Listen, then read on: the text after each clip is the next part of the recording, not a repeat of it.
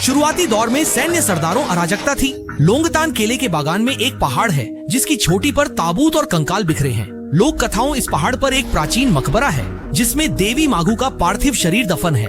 किंवदंती है कि यदि कोई रहस्यमय जेड तकिया ढूंढ ले तो उसे अमृता का रहस्य मिल सकता है।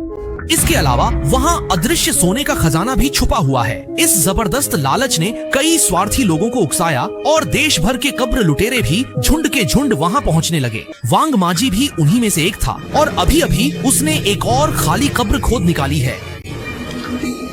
बच्चों को साथ लेकर कब्र लूटने मैंने पहली बार देखा।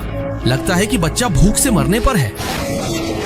मैंने तुमसे कितनी बार कहा है, यह सरकारी कब्रें ज्यादा खोदना जानलेवा हो सकता है, समझे? लेकिन बच्चा 3 दिन से भूखा है। अगर आज भी कोई खजाना नहीं मिला तो दोनों को सिर्फ मिट्टी ही खानी पड़ेगी। बच्चा बहुत डरा हुआ है। वह बार बार अपने पिता को यहाँ से जाने के लिए समझाता है, लेकिन आदमी ने ठान लिया है कि जब तक खजाना नहीं मिलेगा वह यहाँ से नहीं जाएगा। चारों ओर बिखरी लाशें डरावनी हैं, लेकिन बच्चा मजबूरी में पिता के पीछे पीछे चलता रहता है।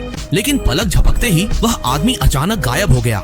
इसके बाद एक लाल रंग की ताबूत अचानक सामने आ गई। छोटा बच्चा अपनी आंखों पर यकीन नहीं कर पा रहा था। डर के मारे वह रोते चिल्लाते हुए पापा को पुकारने लगा। यहीं पर था। आज रात उस आदमी की किस्मत बहुत अच्छी थी। उसने एक बड़ी ताबूत खोदी। वह सुनहरी लकड़ी की थी। अब आदमी अमीर होने वाला था। वह बेसब्री से ताबूत खोल बैठा, लेकिन उसने सोचा नहीं था कि ताबूत के अंदर लाल तरल पदार्थ था जो खून जैसा लग रहा था, जिससे किसी की भी रूह कांप जाए। वो वेयरवुल्फ भी डर गया। उसने छू कर देखा तो वो लाल तरल दांग सा था। गांव में हुआंग शाजी बुरी शक्तियों से बचाने के लिए नाखून बराबर दांग सा इस्तेमाल करते हैं और मैं तो थोड़ा ही मांगता हूँ। लेकिन वांग मांझी तो पहाड़ पर 1 महीने से खुदाई कर रहा था। अब जब खजाना हाथ लग गया तो वो कैसे छोड़ सकता था। जैसे ही लाल रंग का तरल बाहर निकला, ताबूत के अंदर का खजाना भी दिखाई देने लगा। अब तो अमीर हो गए। इस बार तो वाकई अमीर हो गए। जब किस्मत आती है तो कोई रोक नहीं सकता। अंदर का खजाना अनमोल था और सचमुच किंवदंती में बताया गया जेड चोर भी उसी चमक में था। मागू जन्मदिन का तोहफा दे रही है। देखते ही देखते बाप बेटे खजाना लेकर बारिश से बचने एक जर्जर मंदिर में आ गए। उन्हें क्या पता था कि यह वही मागू मंदिर है। आदमी को खबर नहीं थी। वह तो अनमोल खजाने को देखकर इतनी जोर से हंस रहा था कि उसके दांत गिरने वाले थे।